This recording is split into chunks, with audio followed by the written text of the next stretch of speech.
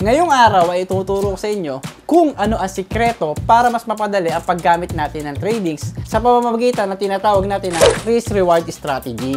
Ang risk-reward strategy is a universal tools na ginagamit na rin ito ng karamihan. At kahit yung trading forex at iba pang mga market. At syempre, ang gusto ko matutunan nyo dito is paano magiging matalino at sa kung paano kayo magpa-profit about tradings. Kaya tapusin nyo itong video na to dahil ituturo ko sa inyo is how to calculate this ratio ng tama. By the way, ay nandito kayo sa channel ko. My name is Boy Ubo. Kaya tara, pag-usapan na natin to. Let's go! What is the risk-reward ratio? Siyempre, simulan muna natin yan sa mas madali. Risk-reward ratio, it's all about risk and potential. Kasi habang nagre-risk ka, umaasa ka rin naman siyempre na makuha mo yung potential reward about sa pagtitrade. Sa madaling salita, kung magkano yung makukuha mo versus dun sa magkano yung matatalo mo. So mga brother, ipapakita ko sa inyo dito yung risk-reward formula. So ito yung risk-reward ratio, yan, equals potential loss divided by potential gain. For example, tumaya ako ng $10.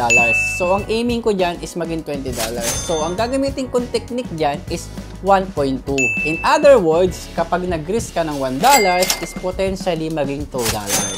Why is the risk-reward ratio important? Ang risk-reward ratio kasi is very crucial yan na pwedeng makatulong sa'yo to calculate decision ba? Calculate decision. Kasi hindi katulad dati na puro emosyon lang, emosyon na parang tatama ko. Mali yun. Pero tandaan nyo, kahit kalahati lang yung napapanalunan nyo sa pagtitrade, ay pwede ka pa rin kumita gamit ang risk-reward ratio. Ganun kalupit! So, ito yung mga example ng profit. So, accumulated lang to is ito yung mga 50% win rate lang to. So, pag gumamit kayo ng 1/2 risk-reward ratio, it's at least manalo kayo kahit 33% ng inyong tinrade to break even. How to apply risk-reward in trading? So, pag-usapan nga pala natin kung paano i-apply ang strategy ito specifically sa pagtitrade. Number 1, define your risk per trade. So, syempre, ikaw pa rin yung magde-decide dyan kung magkanong pera yung i-risk mo dito. Pero, yung common rules approval dito is 1% to 2% ng pera na nasa account mo.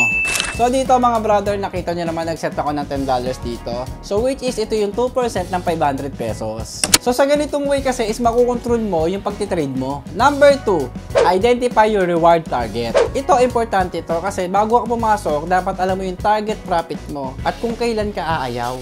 This is usually based on the payment percentage provided by the platform. So mga tol, dito i-demonstrate ko sa inyo, papakita ko sa inyo. Ayan, pipili tayo ng 80% asset. Ayan, so tataya ako dito ng $10. Meron tong potential reward na $18. So ayun, naging $18. So sa 1/1.8, kailangan mo manalo approximately 35.7% para mag-profit ka rin in the long run. So dito, kahit matalo ka ng 2 beses o 3 beses, is pwede ka pa rin mag-profit dahil mas matimbang dito yung winning trade kesa sa losses. Number 3, look for high probability setups.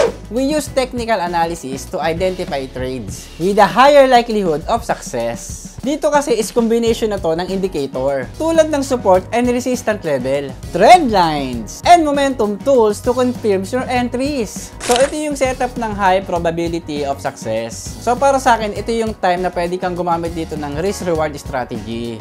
Risk, reward, and action. So dito, magre-risk tayo dito ng $10. So potentially reward nito is maging $18. So ito yung tinatawag natin na 1/1.8 na risk potential strategy. Alam nyo ba, sa ganitong setup is confident ako na mag-trade ng mag-trade.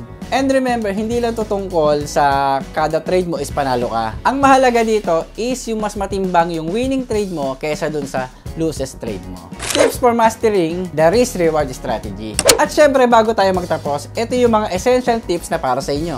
Stick to your plan. Huwag na huwag ka magpapadala sa emosyon mo para lang baguhin yung strategy mo. Avoid over-leveraging. So, risking too much is pwede kang maubusan ng pera dyan. Kaya hanggat maaari, mag-stick ka dun sa una. Practice on demo account. So, ito, para maging komportable ka lang at syempre, para ma-apply mo din yung mga pinagsasabi ko dito. Then, kapag marunong ka na, is that's all. Pwede ka na mag-trade ng totoong pera. This reward system is so simple, but so powerful. Not about making trades, it's about making smart trades. So, lalo na pag pinag-combine mo with proper risk management and analysis. At binabati kita dahil papunta ka na sa long term ng success. Kung nakatulong ang video ko sa'yo, hit like and subscribe at pindutin mo yung notification bell para updated ka sa mga video ko. So don't miss our next video. In the upcoming episodes, we'll dive into another key concept to help you trade smarter. Until then, stay disciplined and happy trading!